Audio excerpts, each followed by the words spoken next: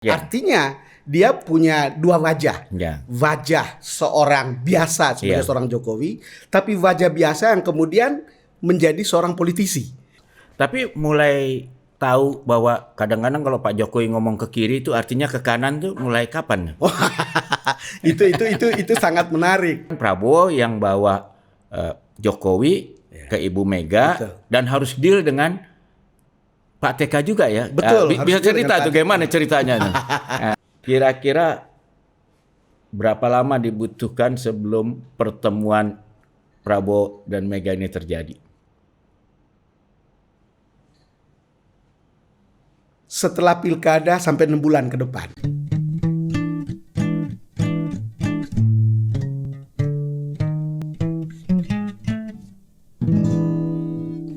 Ngaso ngariung sore.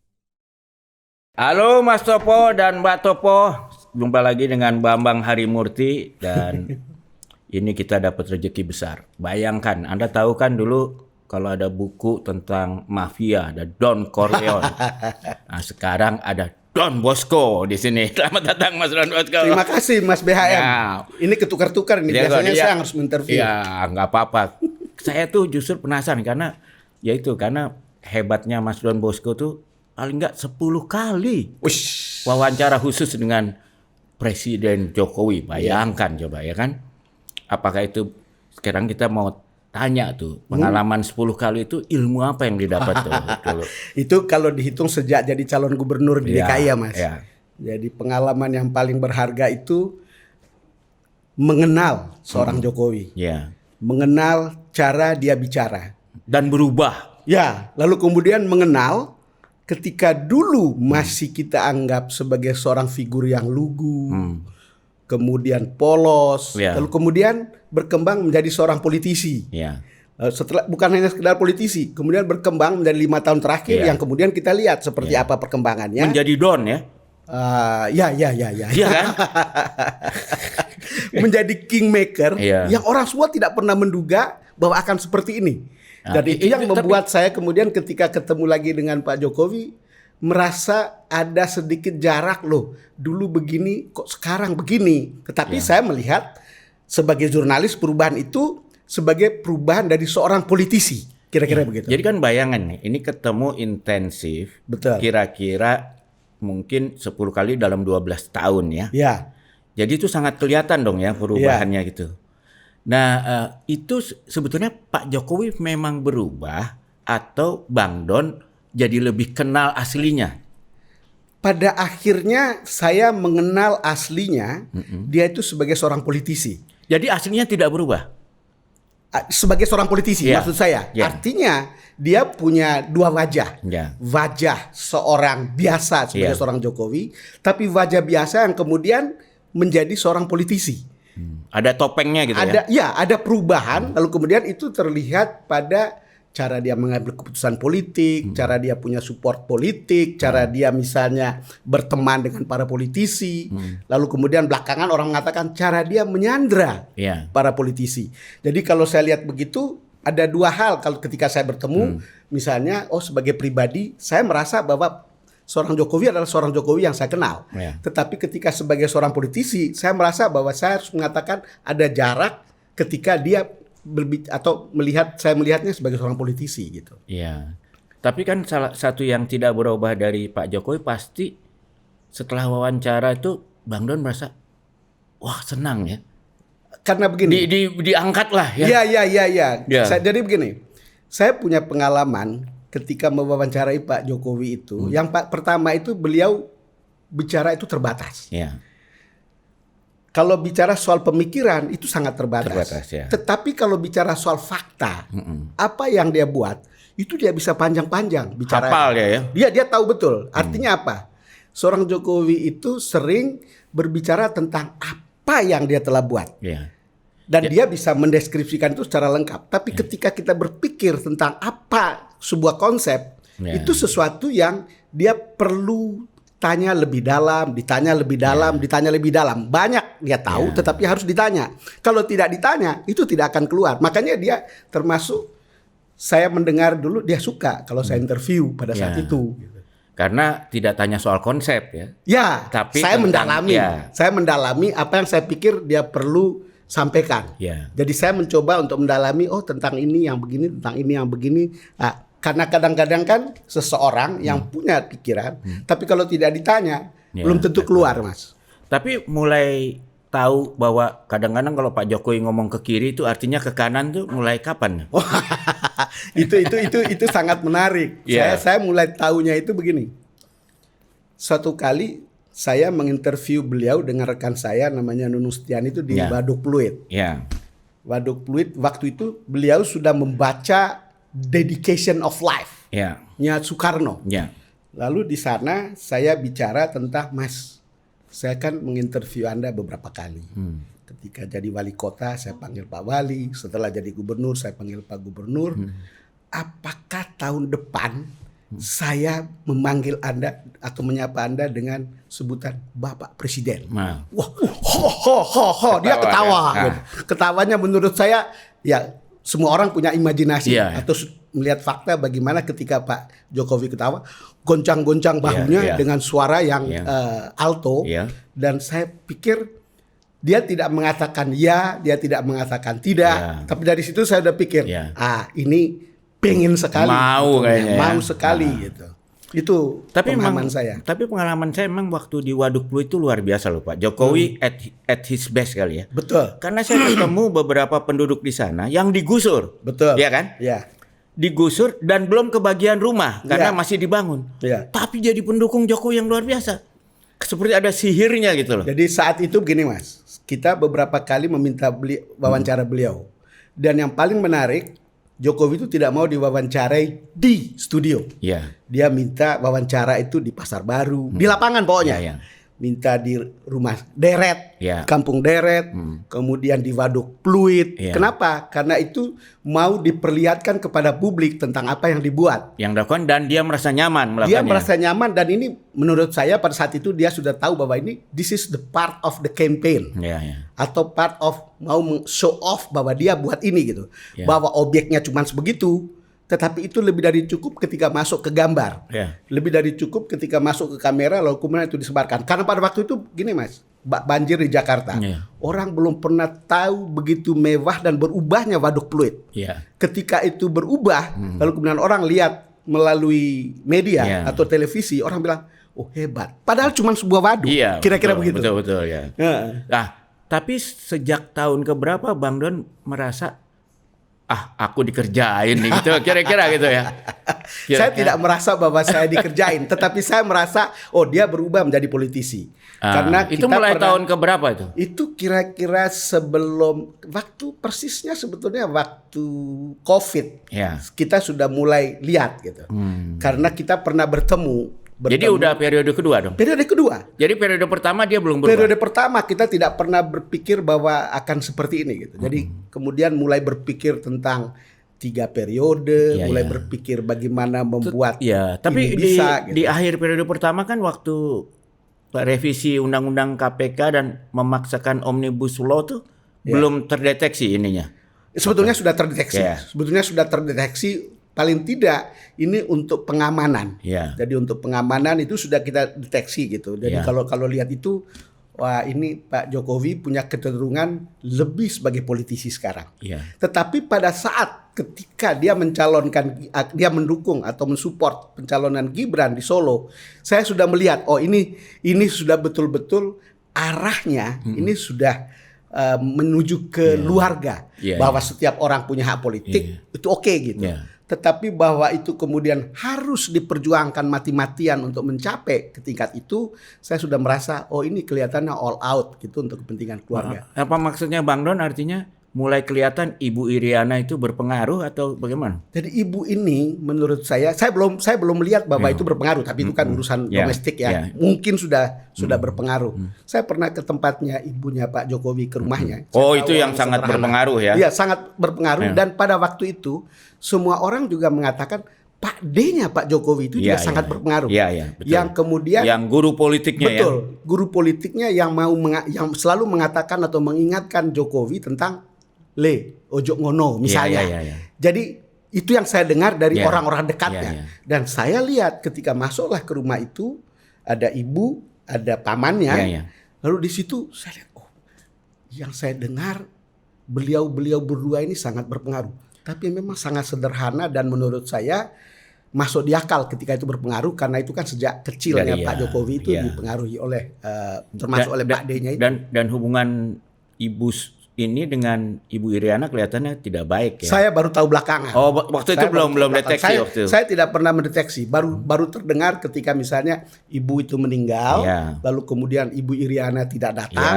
Ya, ya. Menurut saya Aneh ada ya. sesuatu yang Ya, aneh ya, gitu ya. dan apakah faktornya besar sekali saya juga tidak tahu. Sampai kemudian sebagai personal, Ya, ya. misalnya saya pikir, loh masa Pak Jokowi tidak bisa mengatakan itu kepada Ibu Iriana Ya, untuk ya. datang ikut berduka cita, harus menyampaikan. Paling tidak figur publik itu harus memperlihatkan itu kepada publik tentang kerukunan dalam sebuah keluarga. Ya. Tapi ketika terdengar bahwa Ibu Iriana tidak datang, saya merasa ada sesuatu yang besar, entah kenapa gitu. Dan itu puncaknya ketika ada perbedaan pendapat antara keluarga ini tentang Gibran ini sebaiknya jadi wapres atau jadi gubernur dulu kan? Ya, itu ada Pecah itu kan ada akhirnya. perbedaan tentang itu. Tetapi menurut saya pada waktu itu kemungkinan ini Ya, hanya ya.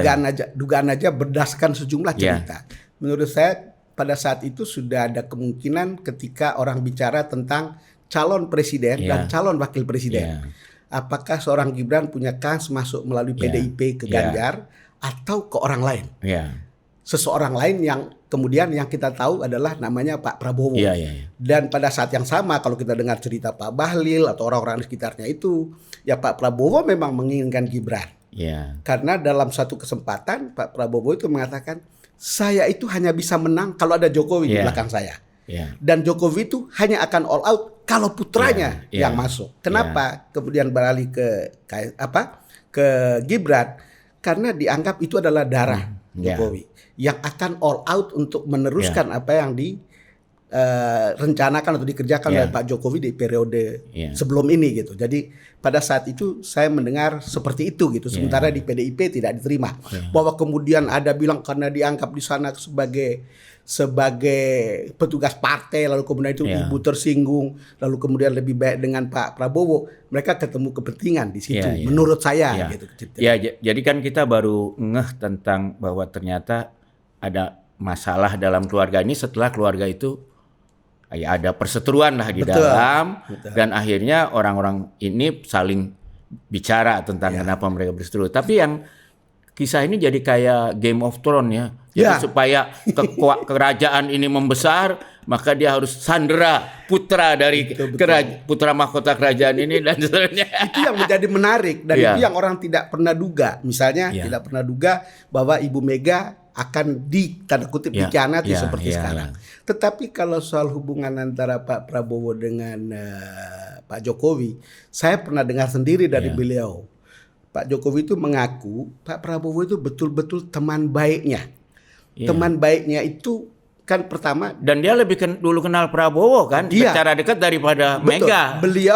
beliau kan yang kemudian Prabowo kan yang membawa Iya, iya. Pak Jokowi ke DKI. Nah, ini menarik nih. Jadi tolong didetailkan buat Mas Topo, Mbak Topo nih yang mungkin nggak tahu bahwa dulu sebetulnya PDIP mau calonin gubernurnya Foke. dan terutama almarhum Persisnya Taufik Bang Kimas Taufik- itu ya, Bang sudah Taufik sangat Kemas, kuat. ya. Tapi kemudian Prabowo yang bawa Jokowi ke Ibu Mega Betul. dan harus deal dengan Pak TK juga ya. Betul, harus Bisa deal cerita dengan tuh Pak gimana ceritanya? Nih? Nah, ini menarik Saya kan? mendengar cerita orang. Ya. Tetapi begini, saya itu sudah pernah diajak ke rumahnya Foke, Iya. rumah dinasnya. Iya. Ketika sudah dapat kepastian bahwa dia dicalonkan oleh PDIP di DKI. Iya. Gitu. Ini kita mesti jelasin nih, Foke itu nama panggilannya Fauzi Bowo ya Fauzi ketika Bowo, itu iya, gubernur iya, yang iya. incumbent. Iya. Ya. Jadi kita sudah ada di situ. Kita dikumpulkan beberapa orang untuk menyampaikan bahwa ini akan maju. Iya. Tiba-tiba beberapa waktu kemudian ada berita tentang Pak Prabowo membawa Jokowi ke PDIP, Iya, iya. ke Ibu Mega Iya. gitu. Yang kemudian kita tahu, loh, Bang TK sudah mencalonkan mencalonkan Pak Fauzi, Iya. Pak Foke gitu. Iya. Prabowo Dan bilang, sudah terima mahar pula ya. dengarnya Ya. begitu. Jadi dengarnya begitu. Wah, gimana caranya? Pak Prabowo lah yang mengatakan, oke, asal terima Pak Jokowi atau terima Jokowi, oke, kita selesaikan urusan Iya, itu. iya. Dia yang menyelesaikan urusan itu. Jadi hubungannya itu dalam. Makanya ketika Jadi itu investasinya Prabowo seolah-olah ya. ya ada semacam investasi, tapi kan kita anggap bahwa pada waktu itu berteman gitu. Iya, iya. Saya kemudian Tapi kenapa Prabowo bawa Jokowi waktu itu? Pernah nggak Pak Jokowi itu yang saya cerita? tidak tahu persis ceritanya, tetapi Nggak pernah tanya sama Pak saya Jokowi? tidak tanya. Tetapi pada suatu saat ketika sebelum Bang Surya mencalonkan Anies Baswedan, saya kan membawa surat undangan nikahan anak saya, ketemu berdua dengan Pak Jokowi. Iya. Ketemu, saya bilang, Mas Presiden bisa hadir dong nikahan anak saya. Iya. Oh iya Pak Don, nanti taruh di sini. Terus ngomong-ngomong sebentar itu terus ngomong soal politik. Iya. Gimana ya? Dia bicara tentang Anies, bicara tentang Ganjar. Ini tahun berapa kira-kira ini? Ya sebelum Pilpres. Sebelum Pilpres. Sebelum pencalonan lah. Jadi tahun lalu lah ya? Iya. Saya bilang, kenapa Mas Presiden tidak memasang saja Ganjar sama Anies? Iya. Kata dia, siapa yang kerja? Siapa yang kerja? Jadi dalam Bahasa itu mungkin dua-duanya nggak bisa kerja gitu. Tokoh panggung lah. Iya, gitu. iya, iya. Kita harus pikirkan kemungkinan Pak Prabowo. Itu salah Waktu satu. itu ya udah Iya. kaget dong Bang Don. Saya kaget karena selama setiap pembicaraan saya bilang, masa lalu saya Iya. itu ada di Orde Baru, Iya. dan ketika itu ada yang namanya Pak Prabowo atau nama Pak Harto Sebagai yang monster lah ketika menekan itu ya. kebebasan pers. Iya. Saya merasa trauma dan Iya. saya bilang, Mas Presiden kalau mendukung itu kemungkinan kita lawan. Jangan Pak Don. Itu teman saya, teman baik saya di situ. Jadi itu ada pengakuan Pak Jokowi tentang teman baik.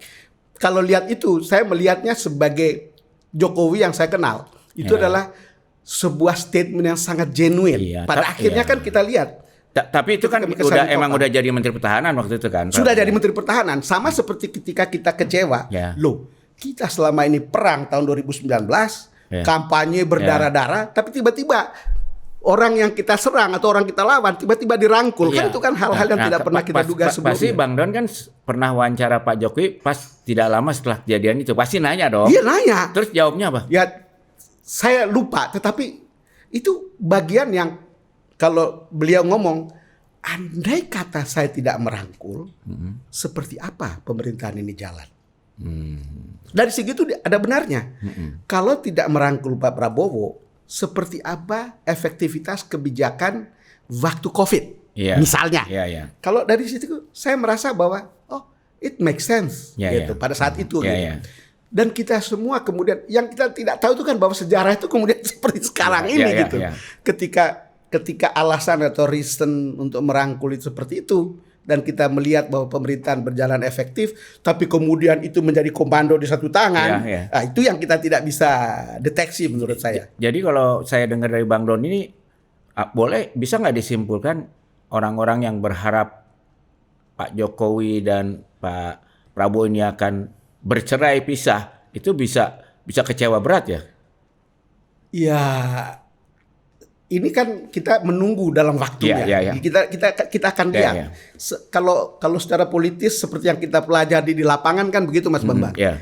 Kalau kepentingan itu sama, pasti jalan terus sama. Ya. Tapi kapan ada kepentingan yang berbeda, di situ kemungkinan akan berpisah. Kan itu kan. Tapi Nah, apa kalau menurut faktornya Bang dan Don, kapan? kalau kepentingan yang samanya dan kepentingan bedanya antara dua tokoh ini apa? Ya tergantung. Menurut Ya. saya sih tergantung seperti apa Gibran 5 tahun lagi. Kira-kira gitu di mata Pak Jokowi. Jadi presiden berarti berlawanan dengan Ya. Pak Prabowo. Tapi tetap jadi cawapres lalu kemudian menjadi dua, nyatu tetap dengan Prabowo. Mereka akan nyatu. Gitu kira-kira. Tapi orang jarang yang memperhitungkan loh bahwa Gibran itu ada keras kepalanya juga loh. Nah, Ya termasuk terhadap ayahnya sendiri ya. itu betul. Karena kita lihat bagaimana bapaknya begitu semangat soal IKN, tapi Gibran sendiri bilang dia nggak mau tinggal di IKN. Itu sangat menarik, Mas. Ya itu gimana ceritanya tuh? Itu sangat menarik. Itu saya tidak punya cerita tentang faktanya. Ya. Tetapi kita bisa melihat fakta. Bagaimana Gibran jalan ketika jadi wapres sekarang. Ya. Misalnya begini, kita tidak tahu Ya. apakah membagi makan gratis, membagi susu, membagi buku. Ya. Apakah itu kebijakan yang direstui oleh seorang Prabowo sebagai Ya, presiden? ya. Karena kalau ini dijalankan berkali-kali, popularitas akan ada di situ. Karena Ya. ini langkah yang lebih Ya, ya. populis Ya. untuk kemudian mendapatkan panggung, mendapatkan Ya. publisitas dan seterusnya. Karena kan Apalagi kalau Presiden Prabowo-nya di luar negeri terus nah ya. itu dia. Dan sekarang begini, pergilah ke PGI, Ya. menutup PGI di Tanah Toraja kalau tidak salah beberapa minggu, 1 minggu ini. Dia bilang, maaf saya terlambat karena saya harus membagi susu dan membagi buku dulu ke masyarakat. Ya. This is, menurut saya itu sebuah Kampanye panggung, ya. itu sebuah campaign atau paling tidak itu sebuah fase di mana dia mau menempatkan dirinya di publik itu ya ini gitu. Ya, ya. Itu dari segi itu menurut saya fotokopi persis Pak Jokowi. Iya, iya. Ketika awal-awal Ya. untuk mendapatkan popularitas Ya. dan bahkan menjadi kebiasaan dia terus-menerus sampai melempar baju, melempar ya, buku ya. dari mobil. Walaupun kan ada bedanya begini ya. Kalau Ya. Pak Jokowi itu kan dari awal udah media darling ya. Betul. Kalau ini apalagi dengan kasus Fufu Fafa dan sebagainya ini kan malah kebalikannya gitu. Ya. Ini gimana kira-kira itu ininya? Ya bisa. Mungkin harus pakai buzzer-buzzer ya lah ya. Ya pasti harus ada begitu Mas. Tetapi poinnya kan publisitas ada. Iya, iya. Bahwa Panggung setiap- ada ya? panggung ada, tapi bahwa kemudian ada efek negatif, ada positifnya, itu selalu efek komunikasi kan selalu dampaknya akan selalu begitu. Iya, iya. Tinggal bagaimana memanage itu gitu. Iya. Tetapi orang selalu ada di panggung, Iya. orang selalu ada di publik. Itu salah satu poin. Yang Udah gitu ketika, kemana-mana dibiayai negara pula lagi ya. itu dia.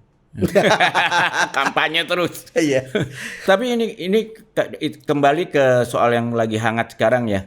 Itu kan di Jakarta dan daerah lain juga pilkada Ya. serentak ya.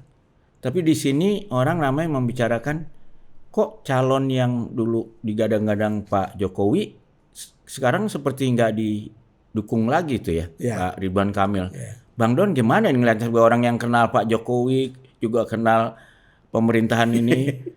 Apa yang terjadi dengan Kalau lihat itu kan begini Mas, saya rasa Pak Jokowi tidak punya kepentingan lagi di DKI. Jadi tidak punya kepentingan. Kepentingannya di Jawa Tengah. Gitu. Karena itu mendukung seorang Ridwan Kamil bukanlah dukungan yang all out. yang nggak prioritas ya? Bukan prioritas gitu. Dan lagi pula kalau kita dengar dari Mas Pram, ketika mau pamit, Jokowi sudah mengatakan maju Mas. Jadi kalau menurut Saya di dukung. mata Jokowi di Jakarta itu all Jokowi man gitu ya, Ya, pertarungannya. itu Jadi dia nggak hubungan penting lama, buat jadi dia ya. tidak penting gitu satu. Kedua, kan ini kan mungkin sejalan dengan apa yang diinginkan oleh Pak Prabowo. Yang penting Ridwan Kamil sudah ditarik dari Jawa Barat. Ya. Karena di Jawa Barat dijatahkan untuk Gerindra yang namanya untuk Deddy Mulyadi, udah dia harus bertempur di Jakarta. Padahal Karena Jawa Barat itu lumbung suara terbesar di Indonesia ya. ya betul lumbung Dan suara. itu penting buat Untuk Prabowo penting, dan kemudian kalau di situ Ridwan Kamil akan menang di sana, lalu kemudian dia jadi kompetitor 2029. Di DKI juga dukungannya itu juga tidak all out Ya. gitu. Bahkan sekarang ada jajak pendapat mulai disusul oleh bukan oleh saja Pramono. pendapat, yang kemarin SMRC sudah Pramono sudah 6-7 poin di atasnya. Tapi belum ada yang separuh ya, belum ada Belum. yang 50. Jadi Tinggal 5% kemungkinan lagi untuk bisa 51%. Jadi kalau pilkadanya hari ini masih 2 putaran lah ya ini. Ya, masih 2 putaran, walaupun kemungkinan untuk 1 putaran itu terbuka untuk Pramono. Iya. Kalau 2 putaran di putaran kedua yang lebih potensi menang siapa, Bang? Wah, ide agak susah Mas kalau sudah 2 putaran ya. Ya. Kita nggak tahu persis begitu. Tapi kan kita tahu bahwa Pak Ridwan Kamil itu punya masalah di DKI. Pertama dia berhadapan dengan orang Betawi, itu sudah ada Sidul. Iya. Dia masih belum bisa menaklukkan yang namanya Jackmania. Ya. Jackmania yang adalah rival dari Bobotoh. Ya. Sementara Emil ini ada di situ posisinya. Tokoh Bobotoh ya. Tokoh Bobotoh. Dan itu bola itu kan itu kumpulan ideologis Ya. juga itu sebetulnya yang susah ditaklukkan. Ketiga, kita lihat kemarin kita wawancara Burhanuddin, dia bilang, "Bang, itu koalisinya RK itu ngadat." Iya, jadi banyak partai-partai yang ini tidak nggak bekerja. jalan ya? Iya, yang kerja betul itu saja adalah PKS. Selebihnya itu nggak. Golkar juga tidak kerja all out. Kalau Nasdem itu kan punya masa lalu yang kurang baik dengan Pak Emil, Yeah. RK. Yeah. Saya ingat betul itu cerita bagaimana beliau masuk di Jawa Barat didukung habis-habisan oleh Nasdem. Bahkan berusaha untuk memberikan dia tiket, lalu kemudian nggak ada apa-apa yang bisa diperoleh atau apapun lah yang namanya. Ya akhirnya ketika di DKI kan disuruh untuk menjadi ketua timnya kan, Saroni bilang ya Nasdem tidak dalam posisi itu gitu. Iya, iya. Keluar biaya dapat apa ya? Lebih baik gunakan biayanya untuk di daerah-daerah di mana penting buat Nasdem. Jadi sebetulnya ini dampak pilkada serentak ini akhirnya partai-partai lebih konsentrasi di tempat yang penting buat dia ya. Mungkin Ya pada akhirnya begitu. dia. Pada akhirnya begitu kayak PDIP. Nah, kan. masalahnya buat Ridwan Kamil partai yang kepentingan selain PKS nggak ada ya? Sebetulnya PKS juga kan karena ada Suswono. Iya ya, karena Di Jawa Barat Pak Ridwan Kamil kan pernah mengabaikan PKS sebetulnya ketika mengkhianati dalam tanda kutip ya. Jadi kalau lihat begitu ya Suswono. Golkar itu yang diharapkan, tetapi kan cerita kita kan Golkar itu kan pilkada di mana-mana kan selalu butuh logistik, Mas. Iya, iya. Sekarang logistik siapa yang kasih? Iya. Gitu. Kemudian bansos. Dan Golkar itu nggak pernah menang di DKI ya. Ah ya, itu susah itu di DKI itu, gitu. Malah P3 pernah menang di sini. Iya. Gitu kira-kira. Bahkan di zaman Orde Baru aja susah menaklukkan P3 itu ya. Itu betul. Oh, jadi kasihan juga Pak Ridwan Kamil ini Ya sebetulnya. kalau dilihat dari segitu makanya masuk di akal ketika kemarin harus datang ke Jokowi atau ke Pak Prabowo, tapi menurut saya endorsementnya mungkin endorsement dalam bentuk verbal, tetapi kan selalu endorsement yang paling efektif itu kan oke, saya dukung, lalu kemudian didukung dengan logistik dalam pengertian bansos. Kekuasaan bersatu dengan bansos itulah yang kemudian membuat lebih realistis untuk menang gitu. Kan itu yang terjadi dengan Pilpres di negara Konoha kemarin, Mas. Iya, dan itu memang agak aneh ya. Kita kan berasumsi Ridwan Kamil ini didukung oleh partai-partai banyak. Kim Plus itu kan gede. Plus ya. Tetapi kalau kita lihat di daerah-daerah banyakan posternya Pram dan Dul daripada dan yang menarik, Pram dan Dul itu tidak pernah poster itu ada PDIP-nya, Mas. Iya, betul. Kenapa itu? Nah, ini mesti dijelasin ke Mbak Topo, Mas Topo nih. Kenapa? Ya, karena PDIP untuk di DKI juga kan tidak besar sebetulnya. Tapi dia juara loh. Ya, tadi sempat juara loh di DKI sebelum kan masih PKS.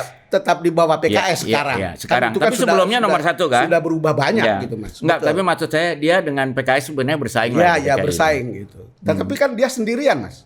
Iya. Itu berarti untuk beberapa hal PDIP itu dianggap liabilities di DKI. Terutama anak abahnya. Iya. Lalu kemudian kekuatan itu pada personality yang kemudian kalau berbagai riset itu memperlihatkan posisi seorang Sidul itu sangat disukai. Baru kemudian RK, baru kemudian Pramono Anung gitu. Iya. Jadi kalau lihat itu ya. Jadi kalau Bang Don jadi tim suksesnya Pak Ridwan Kamil pusing-pusing juga nih ya. Ya nggak pernah berpikir juga, Mas. Nggak pernah berpikir juga, Mas BHM. Ya, kalau di Jawa Tengah gimana, Bang Don? Nah, ini kan pertempurannya sebenarnya antara Megawati dan Jokowi kan. Betul. Jawa Tengah itu kan kita baru dengar berita bahwa Pak Jokowi akan kampanye. Sekarang pertanyaannya apakah kampanye itu akan efektif? Yang menarik itu adalah saya baru baca berita Wamen Menteri Dalam Negeri sudah mengumumkan dilarang menyebarkan bansos saat pilkada atau sebelum pilkada. Ya. Ini menjadi menarik. Ya. Bagi saya ini berita, ini baru berita, ini berita baru. Ya. Kalau itu kejadian, maka kita akan keluar dari hipokrisi baru yang mengatakan saya kampanye untuk mengabdi kepada saudara, tapi saya bayar. Kira-kira bayar entah lewat bansos, entah karena saya uang. Itu kan penipuan besar-besaran sebetulnya. Masa lu mau mengabdi tapi you beli suara publik, dan beli suara. Itu orang bilang, masa itu nggak masuk di akal. Itu sebuah hipokrisi dalam politik besar-besaran yang perlu diketahui oleh publik. Yang terjadi adalah ketika saya kampanye lalu kemudian memberikan uang, memberikan bansos, itu adalah saya membeli suara Anda supaya kemudian saya dapat kekuasaan, lalu saya memakan kembali duit itu. Saya mau dapat lagi balik dan bahkan lebih besar. Dalam bahasa Latin, Mas. Tapi kalau orang selalu bilang do ut des. Apa itu? Saya memberi supaya kamu memberi ke saya. Jadi itu sebetulnya bansos seperti transaksi itu. Lah ya. Iya, transaksi. Nah, kalau kita lihat di Jawa Tengah, apakah transaksi ini akan berjalan atau tidak. Saya dikirimi, ada salah satu tim di Jawa Tengah dikirimi bagaimana ada sebuah kandidat yang kemudian menempelkan bansos itu dengan nomor coblos dia gitu. Dan itu didukung oleh paling tidak kekuasaan gitu yang ada gitu. Lalu kemudian ada endorsement seperti itu. Kalau itu tidak jalan, itu posisi orang seperti Andika itu cukup punya kans gitu. Walaupun tentu sekarang kan orang di sana bicara itu Rembo lawan Sambo. Iya itu pinter. Tapi itu buat saya menariknya gini, mungkin saya agak skeptis ya. Bahwa tiba-tiba pemerintah sadar makanya nggak boleh bansos. Kalau menurut saya sih gampangnya ya memang sekarang kan tidak ada incumbent yang bertanding di situ. Betul. Tapi ada yang disupport oleh incumbent kan. Ya bansos itu kan biasanya dikaitkan dengan incumbent kan. Betul. Kalau ini kan sama-sama bukan incumbent. Betul. Ya dan apalagi dua-duanya aparat juga lagi ya. Satu aparat hijau sama aparat coklat. Ya. Jadi mungkin mereka juga lihat untuk mengasosiasikan bahwa ini bansos ini adalah untuk karakter tertentu juga nggak gampang ya. Betul. Tidak seefektif ketika Pilpres lah gitu misalnya ya. Nah, tapi ini bagi Jokowi penting sekali kan ya? Ya, apa dampaknya misalnya kalau katakanlah yang menang itu Andika sama yang menang Lutfi itu dampaknya ke Jokowi apa tuh? Ini kan soal orang saya atau bukan kan? Ya. Karena kan Lutfi itu kan sudah lama dengan Pak Jokowi kan? Sudah lama dengan Pak Jokowi. Mulai dari Solo, lalu kemudian naik dan seterusnya kan karena itu gitu. Saya juga tidak tahu persis kepentingannya apa yang paling besar. Yang kita tahu adalah jangan-jangan Pak Jokowi mengatakan yang penting bukan orang Ibu Mega. Kan gitu kira-kira. Sebaliknya PDIP bilang yang penting bukan orang Jokowi. Jadi kan pertempurannya battlegroundnya kan itu jadi sebetulnya di sana. Pertempuran proksi antara Ibu Mega dan Pak Jokowi. Gengsi. Jadi bisa dikatakan dong ini indikasi Jokowi efek ini masih udah mulai menurun atau tetap masih bertahan? Akan terlihat di situ, Mas. Di situ ya. Itu sama seperti ketika Pak Prabowo misalnya mengatakan dengan terang, berdirilah kemudian Pak Lutfi di sebelahnya, lalu kemudian Pak Yasin sebelahnya, lalu mengatakan pilih mereka gitu untuk keberlanjutan di Jawa Tengah. Tetapi kan kita tahu dia mengatakan itu setelah ketemu Pak Jokowi kan, artinya endorsement. Kita akan lihat endorsement ini seperti apa kuatnya. Sekali lagi, kalau itu tidak diikuti dengan misalnya bansos yang kemudian orang di bawahnya itu juga diikat KPI-nya karena memenangkan Lutfi misalnya. Kalau tidak terikat, menurut saya sih itu bisa tidak efektif. Tapi kita belum tahu persis. Ada satu lagi faktor yang bahkan mungkin bisa lebih penting, pemanggilan kepala desa oleh aparat itu. Itu dia. Kan yang sebelum waktu Pilpres kan ada yang begitu. Itu kan sangat efektif waktu Pilpres. Karena itu dihitung sebagai KPI. Di Pilkada gimana? Karena kan lawannya ini ya mau nggak mau baju hijau juga kan. Tadi kan Mas Behan bilang tidak ada incumbent gitu. Tidak ada incumbent. Sekarang siapa yang paling berpengaruh gitu. Makanya tadi saya bilang ketika Mendagri Wamen itu mengumumkan bahwa tidak boleh bagi bansos pada saat itu, waktu pilkada maupun sebelumnya, ini berita baru. Kalau itu betul jalan, ini sebuah hal yang konstruktif. Kenapa, Mas? Kalau kita ke kampung-kampung, orang selalu bicara, orang tunggu itu serangan fajar. Dia dapat dari 3 atau 4 calon pun, dia tunggu gitu. Pokoknya serangan fajar, satu lewat, datang lagi satu lagi, datang lagi satu lagi. Nah ini kan yang terjadi gitu. Kalau itu tidak ada, orang mungkin akan berpikir lebih rasional. Gitu. Tapi kalau dari lapangan, dari timnya Bang Don, gejala kalau waktu Pilpres kan kemarin kepala desa banyak yang mengaku dipanggil sampai di Babinsa. Soal penggunaan dana desanya. Betul. Lalu sudah selesai ya dibilang ya pokoknya kalau mau aman begini gitu kan. Sekarang operasi seperti itu nggak terlalu kasat mata lagi atau? Saya dengar dari beberapa tim misalnya yang merasa bahwa ini didukung oleh kekuasaan dan saya tidak gitu. Itu selalu menemukan bahwa kekhawatiran mereka adalah soal yang begitu. Itu ada tim misalnya timnya Andika itu ngomong ke saya, Bang, kekhawatiran kita tuh ini gitu. Tapi seperti apa itu bekerja di lapangan, mereka mengirim foto. Kirim foto ada bungkusan beras atau tulis nomor urut calon gitu. Ini di lapangan ada begini. ya. Makanya sekarang kan ada kecenderungan begini, Mas. Apa sistematis dan ini enggak? Ya, sekarang apakah itu bisa Anekdotal masif? aja. Itu kita nggak tahu. Nggak tahu. Sekarang kan sudah ada, misalnya begini. Saya dengar misalnya orang di Jawa Tengah melaporkan itu ke KPK. Ya. Ada juga di Kalimantan Tengah itu melaporkan bansos itu yang kemudian dipakai untuk Kampanye, kepentingan kampanye itu dilaporkan ke KPK. Jadi itu ada. Tapi KPK-nya bereaksi nggak? Sekarang itu masalahnya. Iya, itu iya. masalahnya. Sekarang kan KPK itu seperti bebek lumpuh. Iya. Jadi tetapi paling tidak kita melihat orang memulai Iya. melakukan Ada keberanian hal itu. ya, Ada ada keberanian untuk ya. hal itu.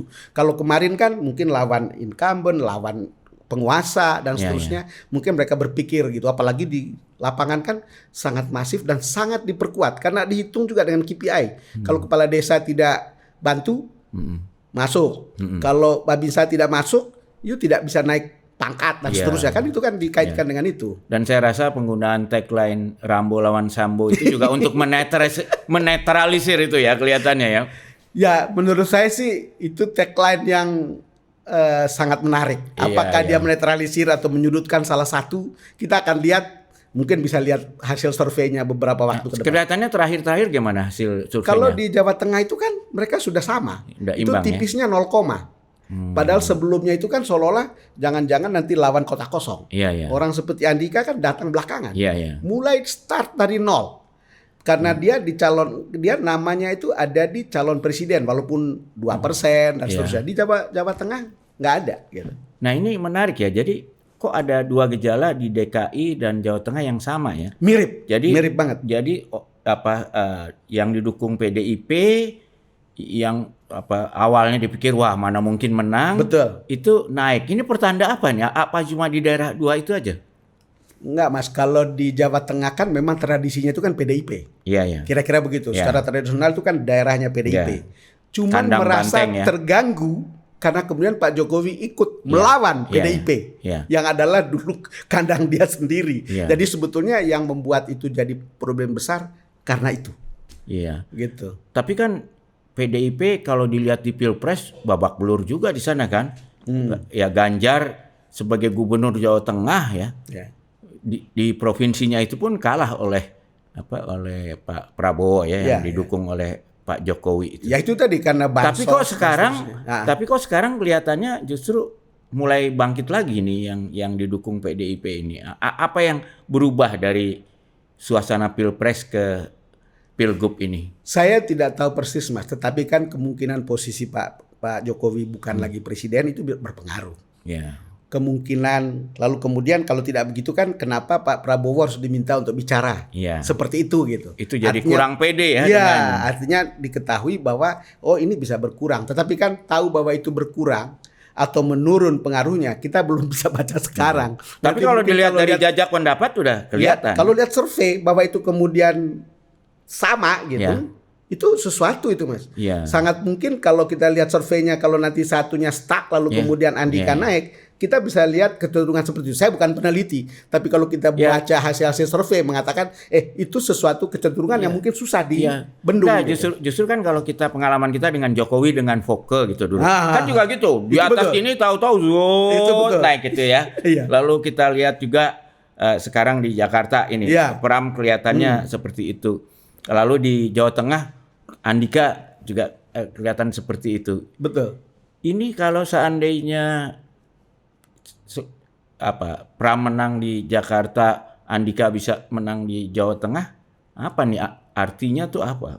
Jadi ada dua kan yang orang pikir, Mas. Ya. Itu kan kalau Andika menang di Jawa Tengah itu berbahaya bagi Pak Prabowo untuk 2029. Karena Andika adalah orang yang paling punya motif dan paling potensial untuk menjadi kompetitor. Ya, seperti Ganjar Ya, di situ ya. pada tahun 2029. Mereka tidak melihat bahwa itu ada dalam diri Pramono di DKI kalau Ya, menang gitu. ya. Walaupun orang seperti saya mengatakan itu jangan juga Don't menganggap underestimate enteng. ya. Iya. Don't underestimate ya. Saya cuma membaca soal gestur atau bahasa tubuh seorang Pramono. Seorang Pramono itu menurut saya adalah tokoh yang selama ini dianggap sebagai politisi lalu tersembunyi, lalu tiba-tiba dia punya panggung untuk bekerja. Iya. Kalau dia menang di DKI, panggungnya besar dan kerjanya bagus, menurut saya potensially dia bisa menjadi kompetitor juga. Dan kemungkinan dia kerja bagus tuh sangat mungkin karena dia sangat mengenal pemerintahan Betul, ya. betul. Dia sendiri secara ekonomi pribadi juga Itu sudah betul. oke gitu ya, dan orangnya juga pintar, dan kemampuan dia untuk membangun jembatan dengan semua pihak Kehebatan sangat dia besar. adalah di situ. Dia pembangun jembatan ya. Seorang pribadi yang bisa menghubungkan orang-orang bahkan yang bermusuhan. Iya, seperti termasuk Ibu Mega dan Jokowi. Jokowi dan dengan Pak SBY. Iya. Walaupun keduanya punya hubungan Iya. tidak bagus Iya. tetap sampai saat ini, tapi kan membuat itu cair di tingkat Iya. bawahnya. Karena Gitu, ya, dan kita semua tahu kan, Iya. pertama dia belajar adalah bagaimana menjadi jembatan antara Ibu Mega dan Pak TK kan. Itu betul. Awalnya kan. Iya, itu betul. Lalu menjadi jembatan Ibu Mega dengan Pak Jokowi ya. Itu betul. Walaupun harus kita Bahkan- nyatakan gagal dia di situ. Iya. Karena berantem ini kan. Betul. Bahkan misalnya Ibu Mega dengan Pak Prabowo. Ya. Kan kemarin dia yang diminta untuk ketemu Pak Prabowo kan, Mas Pram diminta Ya. untuk ketemu Pak Prabowo, menghadap yang orang pikir jangan-jangan nanti jadi menteri kan. Iya. Tapi kenapa sih ya Ibu Mega sama Pak Prabowo yang tadinya deket itu kok sampai sekarang nggak mau ketemu? Kenapa Bang?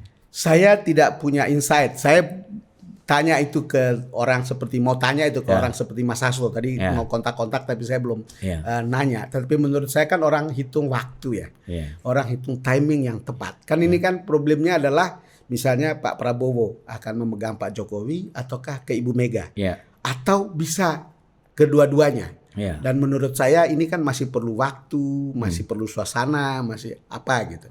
Karena kita juga tahu hubungan antara Ibu Mega dan Pak Prabowo itu kan sebetulnya sangat dekat. Iya. Dan itu tidak punya problem sama sekali gitu. Ya. Kita nggak ada yang bisa memastikan itu, Mas. Kepada orang-orang dekatnya, misalnya begini.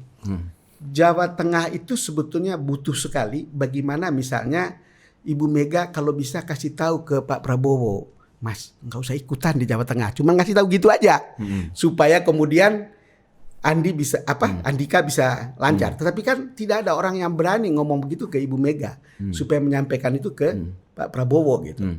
Tetapi ada pikiran seperti itu. Tapi siapa yang harus menyampaikan dan apakah Ibu Mega bisa menyampaikan begitu? Itu yang orang tidak bisa deketin. Apa kira-kira yang bisa membuat Ibu Mega menerima bertemu Pak Prabowo menurut Bang Don? Wah, sometimes itu bisa hal kecil, Mas. Bukan hal yang besar sekali gitu. Belum tentu. Yang saya dengar dari orang dekat ya, Ibu Mega itu lebih pada sentuhan personal Iya. daripada urusan yang sangat besar. Jangan-jangan kita bisa muji dia cantik, bajunya bagus atau apapun lah. Iya. Itu lebih dari cukup untuk Iya. meluluhkan hati Mega. Iya. Saya punya pengalaman seperti itu. Jadi yang nasihatin saya siapa, Mas? Iya. Sukardi Rinakit. Iya. Saya waktu itu di SCTV, Iya. di Liputan 6, kemudian ngajak debat Iya. waktu Pilpres. Iya. Lalu kemudian ada satu hal di mana kemudian Ibu Rini sama kan dekat sekali pada waktu itu sama Mas Pram ini marah. Iya. Ada sebuah interview yang kemudian tidak membuat mereka happy Iya. gitu. Lalu kemudian katanya Ibu Mega marah. Iya. Saya ketemu Sukardi Rinakit, saya bilang Ibu Mega ini lagi marah ini. Kita datang, dia akan datang debat ke sini. Gimana caranya? Gampang, Bang. Apa? Ketemu dan kasih tahu. Ibu Mega bagus sekali hari ini, cantik. Dan pokoknya hal-hal yang seperti itu sentuh gitu. Itu yang paling jago teman kita Wahyu Muryadi itu. Itu kalau salah soal itu. satunya. Dan itu saya coba kemudian dia masuk di situ, saya ngomong langsung, aduh Ibu, wah itu langsung tidak ada perasaan bahwa ini marah gitu. Saya kaget setengah mati karena itu bisa direkonfirm ke Sukardi Rinakit yang beginian. Datang ke situ lalu kemudian saya kan sebelum ketemu Ibu Mega saya ketemu Bang TK. Iya. Saya bilang, Bang, Mbak marah nih. Aduh Don, itu nggak ada masalah. Kita pan sama, kalau kan Bang TK itu kan panggil PAN, kan. Kita pan sama-sama Pancasila, nggak ada masalah katanya. Nah, setelah itu saya tanya nasihatnya Mas Kardi itu, dan itu jadi. Dan menurut saya hal yang sebetulnya tidak perlu dibawa terlalu berat. Tapi apakah itu berpengaruh pada keputusan politik? Itu kita nggak tahu. Nggak tahu gitu. ya. Nah, ini kan kita waktunya udah habis, Mas. tapi saya mau minta satu prediksi Bang Don nih. Kenapa? Kira-kira berapa lama dibutuhkan sebelum pertemuan Prabowo dan Mega ini terjadi? setelah pilkada sampai 6 bulan ke depan. Oke, terima kasih Bang Don. Itu kita pegang dong, Mas Topo, Mbak Topo, jangan lupa. Bang Don ini biasanya ramalannya Wah, ya. oke lah Nggak gitu kalau lah, soal Mas. politik. Jadi kita dan kita berterima kasih Bang Don, ini banyak Terima kasih, sekali Mas Bean. insight-insight yang kita dapat. Ini makanannya Mas Topo sehari-hari ya dan Mbak Topo sehari. Jadi jangan lupa kita tonton lagi di episode berikutnya. Dan pasti Bang Don akan kita undang Siap. kembali lah nanti. Oke, terima Nanti kasih. sambil Sampai menunggu jumpa saya ya. akan ngundang Mas BHM ke tempat Oke. saya. Terima kasih, Mas. Ayo, terima kasih.